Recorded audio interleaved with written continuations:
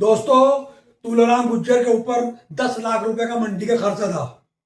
10 लाख रुपए मंडी के खर्चे के होने के बावजूद भी तुलाराम गुज्जर ने हिम्मत नहीं हारी। अपना गांव छोड़कर शहर जाकर दर दर की ठोकरें खाई और चाय बेची। चाय बेचने के बाद दूसरा काम किया और सारा कर्जा तुलाराम गुज्जर ने आड़तियों को सारा कर्जा उतारा और दोबारा तरक्की की। दोस्तों, ये कहानी राजस्थान की है, जिला चूरू की, एक गांव की। वहां पे एक फैमिली रहती थी तुलाराम गुज्जर की। और कहानी पूरी सुनने के लिए आप मेरे चैनल को सब्सक्राइब करो, लाइक करो, शेयर करो। आपको मैंने कल भी रिक्वेस्ट कर दिया आपसे, आप बड़े बड़े यूट्यूबरों को सब्सक्राइब करते हो, लाइक करते हो, शेयर करते हो, सबकी वीडियो देखते हो, हमारी वीडियो भी नहीं देख रहे आप। हम इतनी मेहनत से आपके लिए कहानी लाते हैं और आपको सुनाते हैं और कोई भी हौसला अफजाई नहीं कर रहे हमारा। मेरा हौसला अफजाई करो, हौसला बढ़ाओ मेरा। और आपसे निवेदन है कि मेरे चैनल को लाइक करो, शेयर करो, सब्सक्राइब करो और सबको शेयर करो, जिससे कि ये कहानी आपको अच्छी लगे तो सबको शेयर करो। तो कहानी शुरू होते हैं सीधा चूरू के गांव की। वहां पर तुलाराम की फैमिली रहती थी।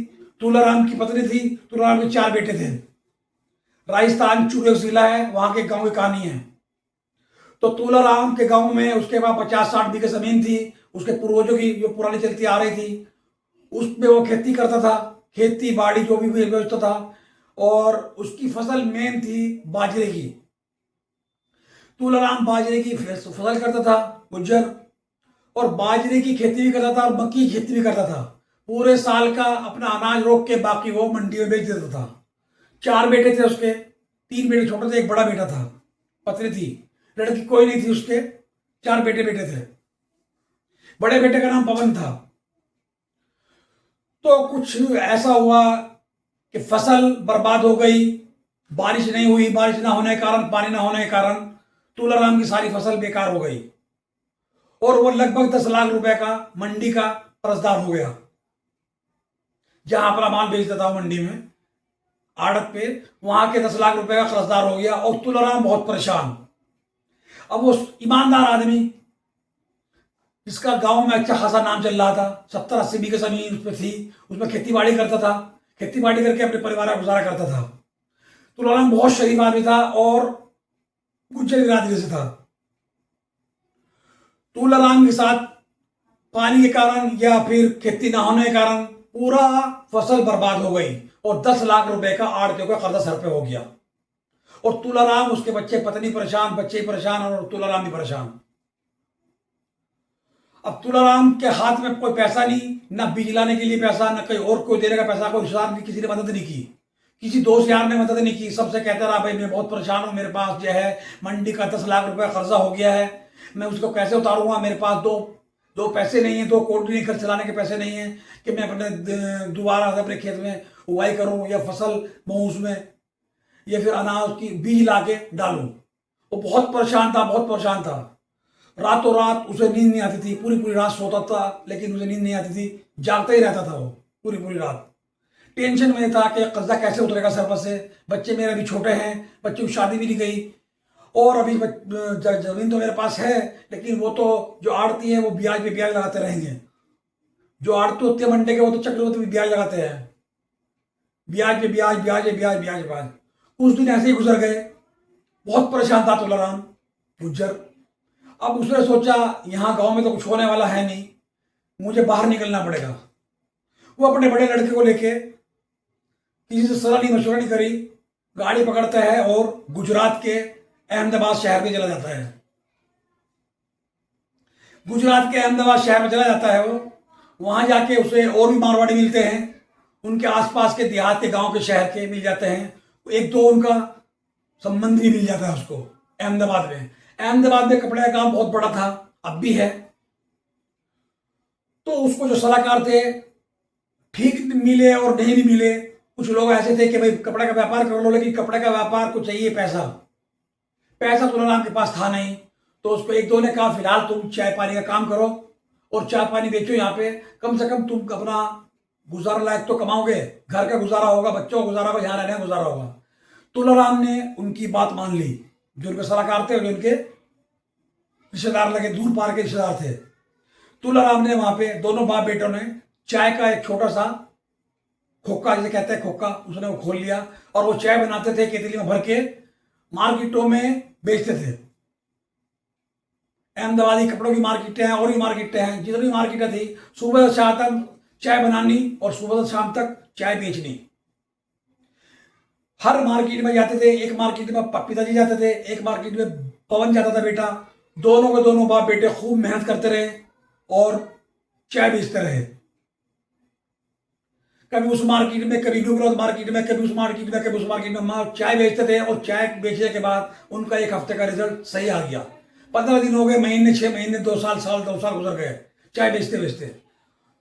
उन पे थोड़ा सा धन इकट्ठा हो गया। थोड़ा सा उन पे जो धन इकट्ठा हुआ, कुछ घर बेचते थे वे कमा के। वहां 3 बेटे थे, एक पत्नी थी, उनका भी गुजारा करना था, अपना भी गुजारा करना था।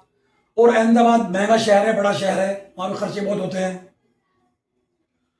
तो जो उनपे धन इकट्ठा हुआ, उनको उसी आदमी ने फिर दोबारा मशवरा दी कि अब आप कपड़े का काम कर लो, चाहे काम छोड़ दो, जिस तरह मैं कहता हूं उस तरह कर लो। उनकी बात समझ में आ गई, उनकी बात समझ में आ जाती है और उनको, उनका जो रिश्तेदार था, उनको वो मिलों से कपड़ा दिलवाने लगता है। वो जाते थे मिलों में, जो सेकंड माल होता है, लोड शोट होती है, ये होता है, कटपीस वगैरह होती है, सब ये लाते थे और सप्लाई करते थे, लाते थे, सप्लाई करते थे।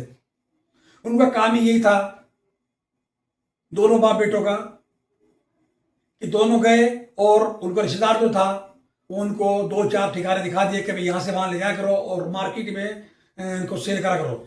तो कुछ दिन तो उन्होंने ऐसा किया, माल उठा लाए और जो बड़ा व्यापारी होता है उसको थोड़े मुनाफे से सारा इकट्ठा उठवा दिया। वो देखते थे भाई चाय से अच्छा काम इसमें चल रहा है।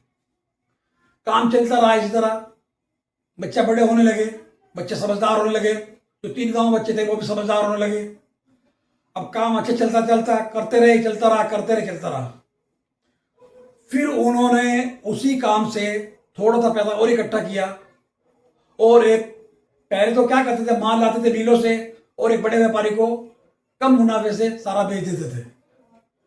फिर उन्होंने दिमाग लगाया कि चलो हमारे पास तो पूंजी हो गई है इकट्ठी, लेकिन कर्जे की फिक्र उन्हें पहले थी।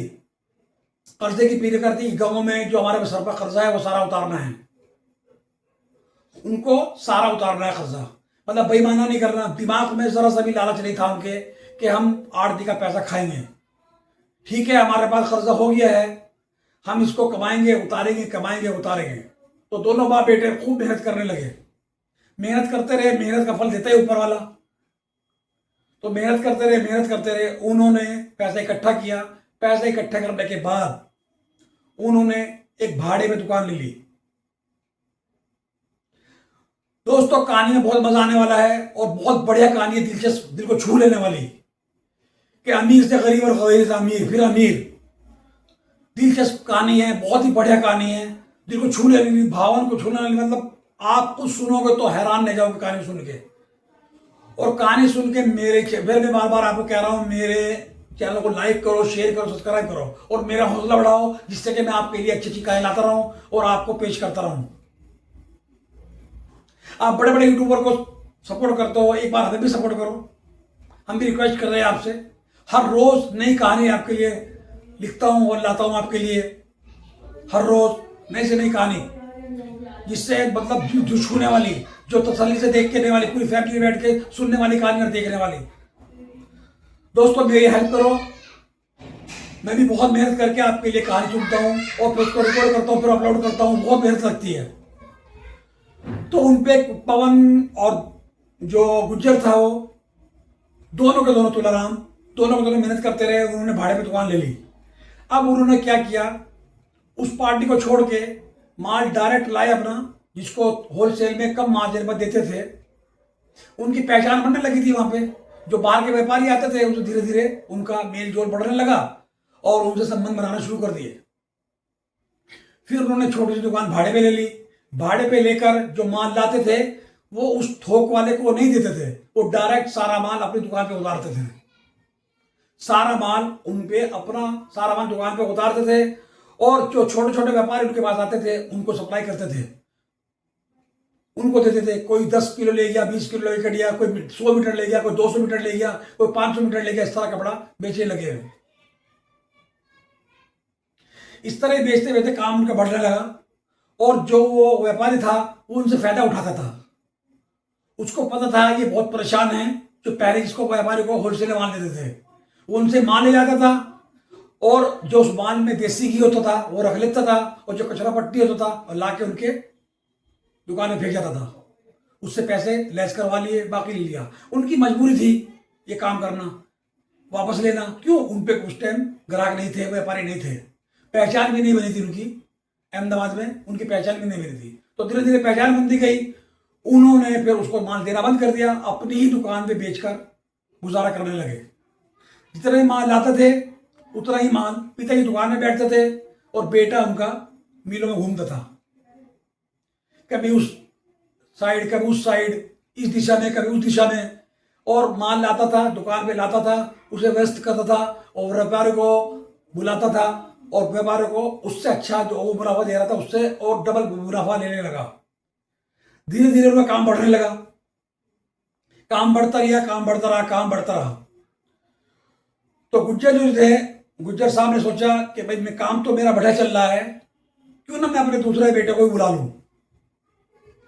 वो दोनों बाप बेटे मशवरा करते हैं, सलाह करते हैं, रात को सलाह करके सोचते हैं कि भाई काम तो हमारा चल पड़ा, ऊपर वाले की दया है, शुक्र है, और हम अभी अपना काम और बढ़ा सकते हैं।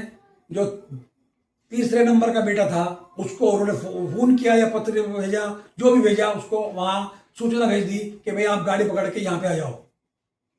2-4 दिन, 1 हफ्ते बाद उनका दूसरा बेटा भी अहमदाबाद आ जाता है। अब वो 2 से 3 हो चुके थे, 2 बेटे 1 पापा।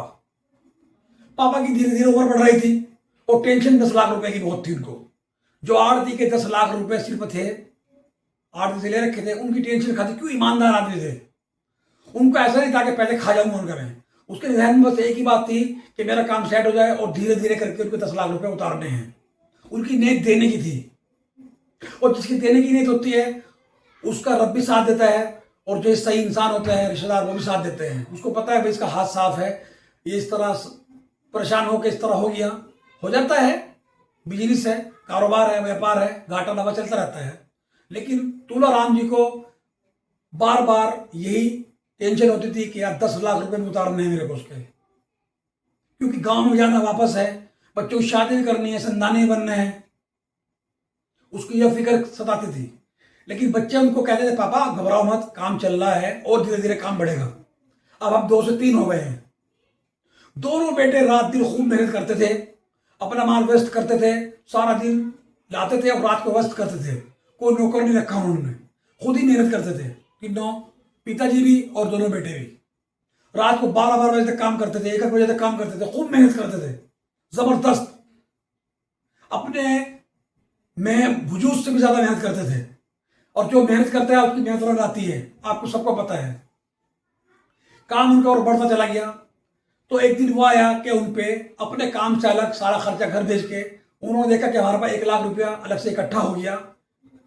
ये हम 1 लाख रुपया जो हमारा आड़ती है हमारे गांव का, उसको 1 लाख रुपये पहुंचा देंगे, उसको और संतुष्टि देगी कि भाई मेरा पैसा आने की, वापसी की आने की उम्मीद है। तो दोनों बेटों ने, पिताजी ने, तीनों ने मशवरा करी कि ये पैसा वहां तक कैसे पहुंचाया जाए। तो जो उनके रिश्तेदार थे दूर पार के, उनसे उन्होंने मशवरा करी। मशवरा करके उन्होंने कहा कि भाई फला आड़ती का हमारा पैसा है, इस तरह आपको तो बताइए सारी बात का, और ये 1 लाख रुपया हमें उन्हें तारीख में जमा कराना है और रेडी में लेना है, मतलब कागज पे लिखा पढ़ी में लेना है। भाई 1 लाख रुपये फलानी तारीख को हम दे रहे हैं, फला नाम, फसन ऑफ ये इस तरह करके पूरी कहानी लेनी है। तो उन्होंने मशवरा दी उसको कि भाई ये काम किसी के हाथ मत करवाना। तो तुलाराम जी बोले कि क्यों? कि नहीं, आजकल किसी का कोई भरोसा नहीं है, वो जाके पैसे दे दे और वो उसमें जमा करे ना करे, क्या करे, कुछ नहीं पता। बच्चे आपके यहाँ काम कर रहे हैं, बच्चों को काम करने दो, मैं भी इनके साथ हूं, कोई दिक्कत होगी मैं खड़ा हूं, आप टेंशन मत लो। 1 लाख रुपए तुम खुद लेके गांव जाओ और अपने हाथ से राइटिंग में सारा कुछ लेकर आओ उससे। उनकी बात समझ में आ गई दोनों बेटों के और बाप की। उन्होंने 2-4 दिन बाद ही वो कदम उठा लिया, वो गाड़ी पकड़ के अपने गांव आ जाते हैं राजस्थान। अपने गांव आके 1-2 दिन अपने घर रहते हैं, पत्नी के साथ, बच्चों के साथ। उसके बाद वो पैसा उठा के उसी आरती में जाते हैं। उन्होंने देख के पहचान लिया, भाई भाई तुलाराम जी आए हैं। हाल चाल पूछे, चाय पानी करा, उनका नाश्ता पानी कराया और पूछा भाई कैसी गुजर रही है। उन पे फोन पे बात होती रहती थी, दोनों पे फोन करते थे एक दूसरे को। वो कहते थे सेठ जी हमें पैसा देना है आपका, हम पैसा नहीं खाएंगे आपका, पैसा भले देर से आए लेकिन पैसा देंगे आपका, खाएंगे नहीं पैसा। तो तुलाराम जी को उन्होंने पूछा भाई आज कैसा आना हो गया आपको, बहुत टाइम हो गया आपको, तो आप तो बाहर काम कर रहे हो।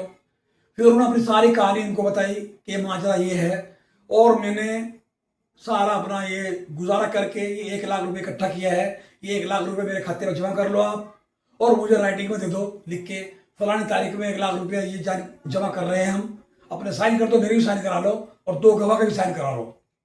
जो उनका मुंशी था उन्होंने एक फर्रा तैयार कर लिया, जो उनके आर्थ थे उन्होंने मुंशी भी रहते ही हैं, उन्होंने फर्रा तैयार कर लिया। तैयार करके उन्होंने ब्याज लगा के 12.5 लाख रुपए निकाल दिए उस पर कि 10 लाख रुपए असल, 2.5 लाख रुपए ब्याज बन गए और कम से कम ब्याज है ये और बढ़ता ज्यादा है। अब तुलाराम जी वहां पे खामोश। अब कहे तो कहीं क्या करे, या तो फिर पूरी पेमेंट नकद हो कैश, तब तो बात की जाए कि कम पेशी क्या कर रहे हो आप।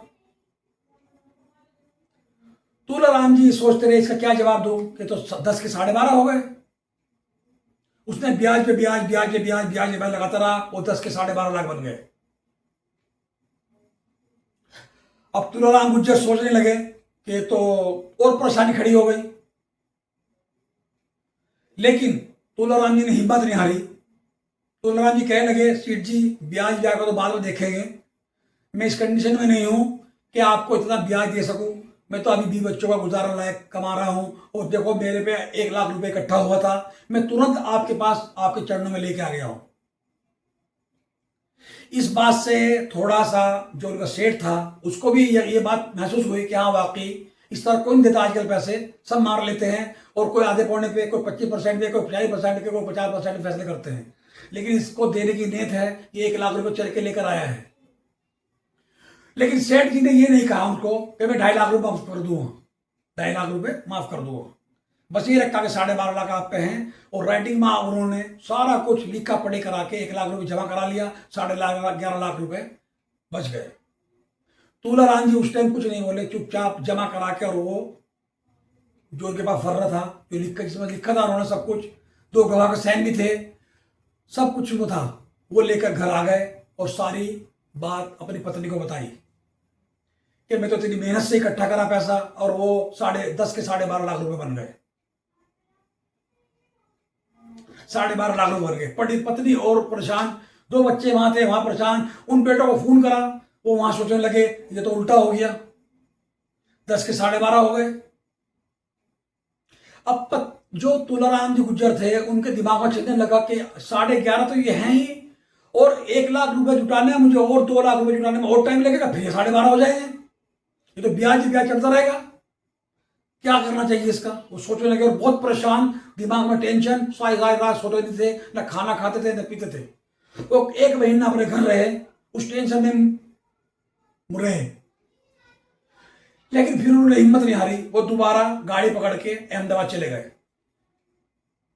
बच्चे कमा खा रहे थे वहां, अच्छा घर भी भेज रहे थे, अपना खर्चे भी कर रहे थे, दुकान का भाड़ा भी निकालते थे, काम उनका नए साथ थी ना, तो काम उनका बढ़ने लगा, काम उनका बढ़ता रहा और बढ़ता बढ़ता बढ़ता बढ़ता रहा उनका काम। लेकिन दोनों बेटे मेहनत बहुत करते थे। पिताजी टेंशन में वो थे कि यार वो तो इस तरह ना, फिर जाके भेजा कुआं कि वो इसका ब्याज और लग गया, जो 1 लाख था ये ब्याज में चला गया। कुछ दिन गुजर गए, 6 महीने साल भर फिर गुजर गया। अब वो सोचता है बच्चा ही बड़ा हो रहा है, इसकी शादी भी करनी है। जो सबसे बड़ा बेटा था उन्होंने उसकी शादी करने का विचार बना लिया कि अगर दुनियादारी है चलती रहेगी, बच्चे की उम्र निकली जा रही है और बच्चे की भी शादी करनी है। उन्होंने घर अपना फोन किया, फोन करके उन्होंने कहा कि तुम बड़े बेटे की शादी करनी है, इसके लिए लड़की देखो। उधर से जवाब ये आया पत्नी का कि आप ऐसा करो, उधर तो राजस्थान के, हमारे गांव के, हमारे शहर के बहुत हैं, आप लड़की उधर ही देख लो और उधर ही शादी कर देंगे। बच्चों की समझ में भी आ गई ये बात, और जो तुलाराम गुज्जर थे उनकी समझ में भी आ गई बात। उन्होंने वहां पे जो अपने उनके सहयोगी थे, उनके रिश्तेदार थे दूर पार के, उनसे का बात करी। उन्होंने देखा लड़का तो होनहार है, मेहनती है और कमा खा रहा है अच्छा, और लड़का ऐसा आज के टाइम में कहाँ मिलता है। उन्होंने कहा ठीक है भाई साहब, हम अपने मारवाड़ियों में ही कोई लड़की देखेंगे, जब हमें कोई मिलेगी आपको बता देंगे। तो दिन गुजरने लगे, एक दिन गुजरा, 10 दिन गुजरे, महीना गुजर गया। एक दिन वही उनके जो मित्र थे, या मित्र कह लो या रिश्तेदार कह लो, वो आए कि भाई मेरी नज़र में एक लड़की है, मैंने उनसे बात की है, लड़की पढ़ रही है, पढ़ाई पूरी होने वाली है, वो भी चाहते हैं कोई लड़का बिजनेसमैन मिल जाए, अच्छा व्यापार करता हो, अच्छा खाना कमा खाता हो, और अपना राजस्थानी हो, मारवाड़ी। उन्होंने उसके दिमाग में एकदम मतलब जो तुलाराम गुज्जर थे वो सोचने लगे भाई ये तो बहुत अच्छा काम है, दोनों बेटे साथ में बैठे थे बराबर में, सारी बातें सुन रहे थे। बेटे के मन में अंदर अंदर लड्डू फूट रहे थे कि मेरी शादी हो जाएगी। सभी को होता है इस तरह, जवान बच्चों को। खैर वो अगले दिन तुलाराम जी उस सज्जन के साथ उनके घर चले गए जिनकी लड़की देख कर आए थे वे। उन्होंने उसकी आओ भगत की, बैठने के बाद बात करते रहे। लड़की चाय बनाकर लेकर आ गई, घूंघट निकाल के, जो वहां का रिवाज है उसके हिसाब से ही लड़की आ गई। लड़की ने नमस्कार किया, प्रणाम किया, और उनके पांव छुए और बैठ के बराबर में। अब तुलाराम जी ने उनसे बेटी के सिर पे हाथ रखा, आशीर्वाद दिया उसको, और जो होने वाले संधि थे उनसे ही बात की, संदन थी उनसे ही बात की। उनकी भी एक लड़का एक लड़की थी। लड़की की पढ़ाई लगभग पूरी हो चुकी थी, लड़का पढ़ रहा था। लड़की उन्होंने देखी, लड़की उनको सही लगी, अच्छी लगी, सुशील थी, सुंदर थी, जैसी उनको चाहिए थी ऐसी लड़की। उन्होंने लड़की को पसंद कर लिया और उसको रोका कर लिया वहीं पे, एक नजर में ही। उन्होंने कहा जी ये ठीक है, आप हमारा लड़का को आके देख लो।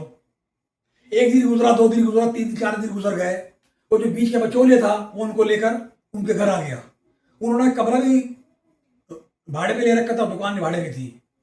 जैसे उनकी जगह बैठने की थी, बड़ा शहर है वहाँ पे, उन्होंने अपनी हैसियत के हिसाब से उनको बिठाया उठाया, उनको मेहमान नवाजी की, और उनको सारा बताया कि हमारा गांव फला फला है, वहाँ हमारी खेती बाड़ी होती थी, इस तरह पूरी पूरी कहानी उनको सुना दी। बीच में कोई जाल वाली बात नहीं रखी, और मेरे ऊपर इस तरह ये है, और मैं उतारूंगा उसे कमा के, मेरे बच्चे भी कमा रहे हैं। मैं सारी बात इसलिए खोलना चाह रहा हूँ, कल को आपको बाद में किसी और से पता लगे, आप ये सोचोगे यार इन्होंने हमारे साथ झूठ करा है, झूठ बोल के फ्रॉड किया है और हमारे से साथ शादी कर ली। अब आपकी इच्छा है, रिश्ता बनाना चाहो बना लो, नहीं बनाना चाहो ना बनाओ, तुम्हारी भी इच्छा है। मैंने पूरी अपनी कहानी आपके आगे रख दी, और जो बिचौले था वो भी सुन रहा था, बच्चे भी सुन रहे थे, और तुलाराम जी उनको संधि को समझा रहे थे। संधि जो थे वो तजुर्बेकार थे, और उनको भी बिजनेसमैन थे, मारवाड़ी होते हैं भाई बिजनेसमैन। उन्होंने सोचा ये आदमी सच्चा है, ऐसा कोई आदमी इस तरह नहीं अपनी हिस्ट्री बताता कि मेरे पास इस तरह है। ये आदमी अच्छा के साथ साथ अच्छा इंसान भी है, अच्छा बिजनेसमैन तो है लेकिन अच्छा इंसान भी है, और उसको पैसे देने की फिक्र है। वो उनको कहता था ठीक है जी, वो आपका मामला आप जानो, जो भी है लड़का हमें पसंद है, और ठीक है हम भी आपके साथ खड़े हैं, आप कमाओ खाओ और धीरे धीरे के उतारो। तो तुलाराम जी ने उनसे कहा कि फिर रिश्ता पक्का समझूं मैं, कि हाँ आप रिश्ता पक्का समझो। फिर तुलाराम जी ने एक बार और कहा कि अपने घर जाके अपने बेटे से, अपनी पत्नी से, अपनी बेटी से एक बार सलाह कर लेना, उन्हें हमारी कंडीशन सारी बता देना, इस तरह की हमारी कंडीशन है, हम सारी हिस्ट्री ये है, फला गांव के रहने वाले, जूरू जिले के, और इस तरह हमारी सारी पोषण ये है। उसने कहा नहीं, मुझे कोई जरूरत नहीं है, वो जिम्मेदारी मेरे बनती है, मैं अपने घर वालों को कैसे सेट करूं। उसने भी लड़के को रोका दे दिया और उसको रोक लिया। दिन बीतते चले गए। दिन बीत जैसे ही वो सगाई हुई थी उन दोनों बच्चों की, सगाई होने के बाद तुरंत उनका भाग खुलने लगे। मतलब लक्ष्मी घर में आए भी नहीं और लक्ष्मी आने लगी घर में। तो ऐसे ही दिन गुजरते गए, महीना गुजरा, 2 महीने गुजरा। फिर लड़की वालों ने कहा भाई हमारी लड़की की पढ़ाई पूरी हो गई है।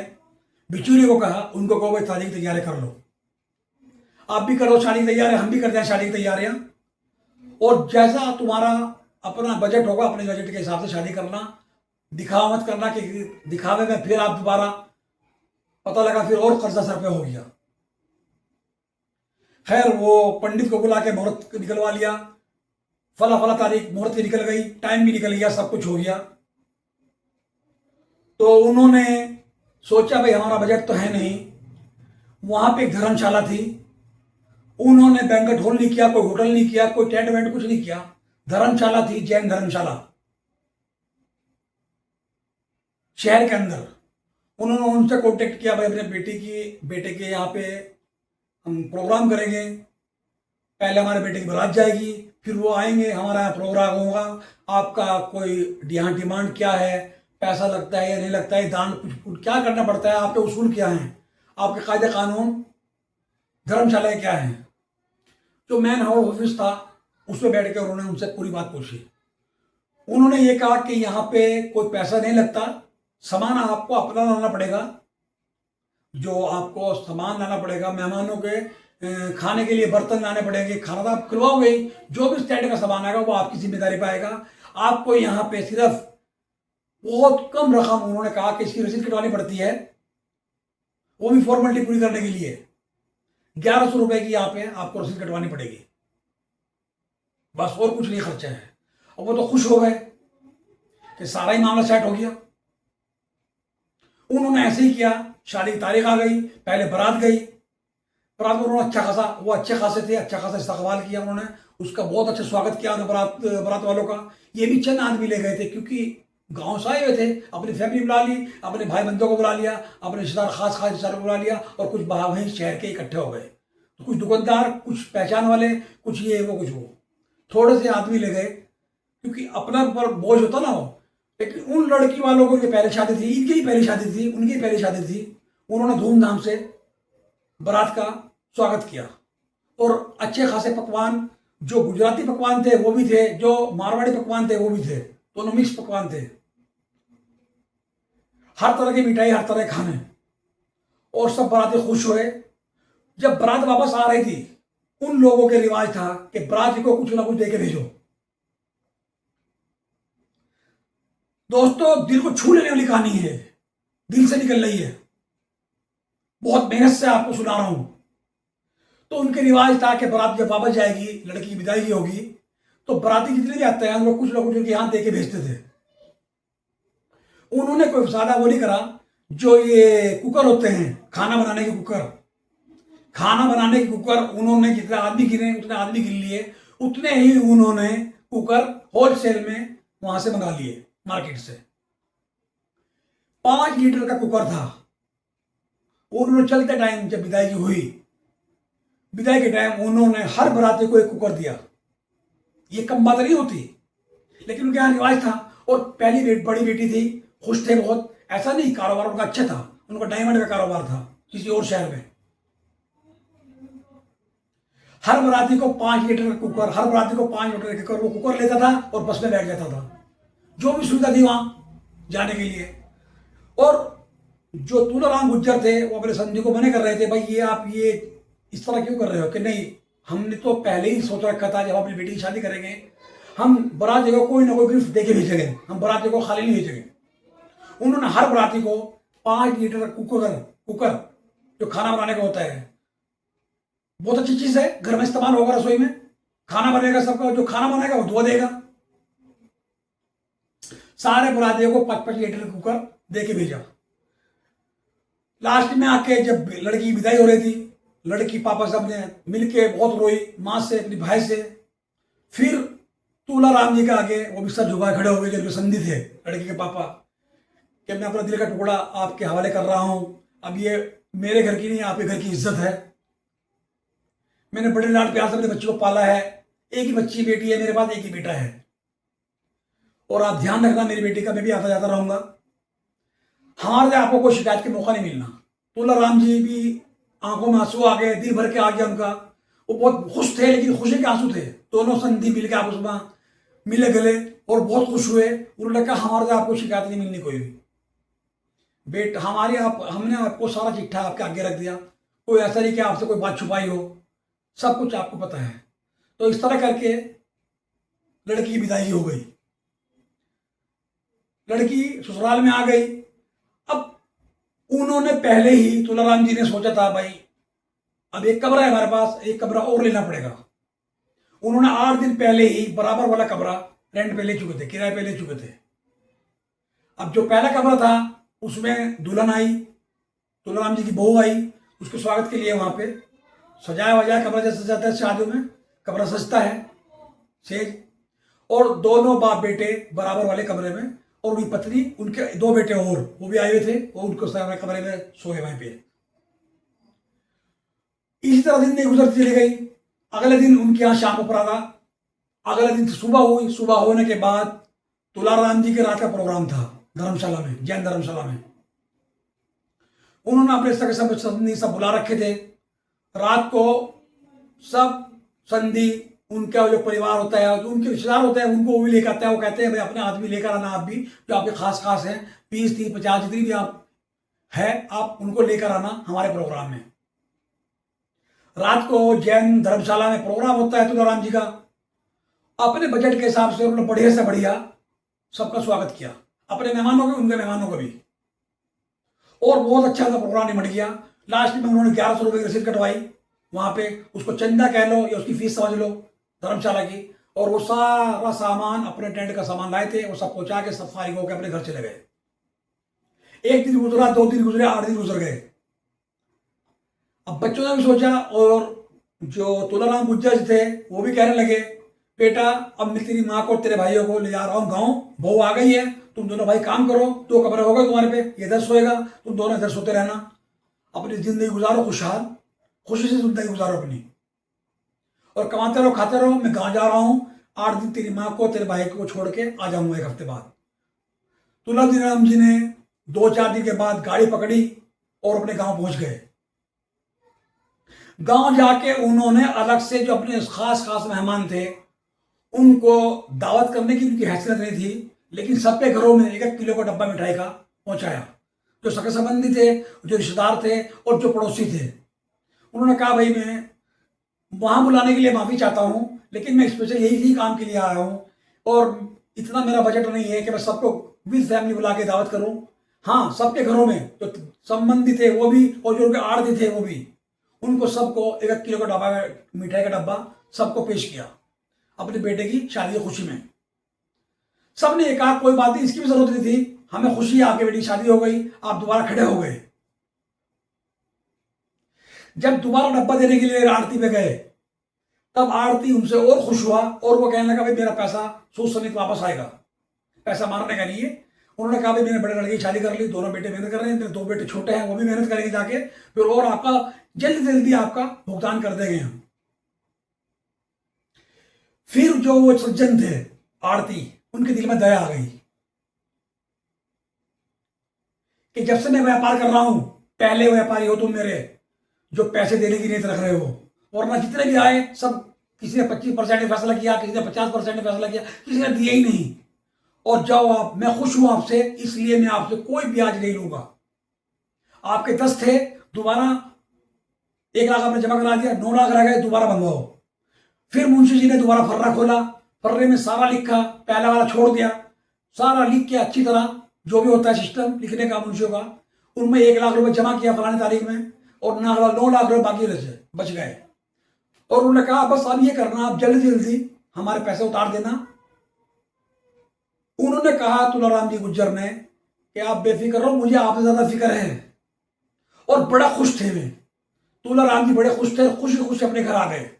सारा माजरा अपनी पत्नी को बताया कि इस तरह सेठ जी मेरे से खुश हो गए, और उन्होंने जो ऊपर का पैसा था ब्याज का वो सब माफ कर दिया, सिर्फ असल मूल लेंगे, 1 लाख जमा कर लिया, 9 लाख रुपए उनको बाकी देने हैं। और वो भी कह रहे हैं कि थोड़ा थोड़ा धीरे कमाते रहो, देते रहो, कमाते रहो, देते रहो। उन्होंने अपने दोनों बच्चों को उधर फोन कर दिया कि टेंशन लेने की जरूरत नहीं है, सेठ जी को दया आ गई हमारे पे, ये ऊपर वाले कर्म है, उन्होंने जो ब्याज का पैसा था सब माफ कर दिया, छोड़ दिया, हमारे से मूल लेंगे, 9 लाख रुपए उनके लगे, और कमाते रहेंगे, देते रहेंगे।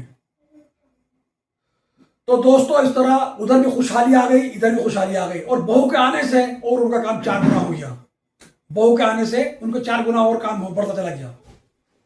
काम करने से भी तरक्की पे तरक्की, तरक्की पे तरक्की हो जा रही थी। दोनों परिवार, लड़की वाले भी और लड़के वाले दोनों खुश परिवार रहे, दोनों परिवार खुश रहे और खुश रहते रहे। आज भी दोनों परिवार खुश हैं, और इतना ऊपर वाला दे रहा है उनको, उन पर रखने की जगह नहीं है। उन्होंने सारा कर्जा भी उतार दिया अपना कुछ दिन बाद, और बहू भी आराम से रहने लगी। तो ये थी आज की कहानी। अगर कहानी अच्छी लगी हो दोस्तों आपको, मेरे चैनल को लाइक करो, शेयर करो, सब्सक्राइब करो। बड़ी मेहनत से कहानी लिखता हूँ आपके लिए और कहानी सुनाता हूँ आपको। तुम बड़े बड़े यूट्यूबरों को सपोर्ट करते हो, हमारी थोड़ी सी कहानी सुन लिया करो, और सुन के उसको लाइक कर लो, शेयर कर लो, सब्सक्राइब कर लो। तो तुलाराम जी की ये कहानी थी। इस कहानी को आज यही समाप्त करते हैं। कल फिर मिलते हैं दूसरी कहानी के साथ। बाकी अपना ध्यान रखो और हमारे चैनल को लाइक करो, शेयर करो, सब्सक्राइब करो। आपको इस तरह हमारा प्यार, आपका प्यार मुझे मिलता रहेगा। मैं आपके लिए अच्छी अच्छी कहानी लिख के आपको सुनाता रहूँगा। और मेरा हौसला अफजाई के लिए मेरे चैनल को सब्सक्राइब करो। मैं बार बार कह रहा हूँ, बड़े बड़े सपोर्टरों को कर दो सपोर्ट, आप बड़े बड़े यूट्यूबरों को मुझे भी सपोर्ट कर दो। मैं भी इंसान हूँ, बड़ी मेहनत से करता हूँ। तो मेरे चैनल को लाइक करो, शेयर करो, सब्सक्राइब करो, और मिलते हैं अगली वीडियो में। जय हिंद, जय भारत।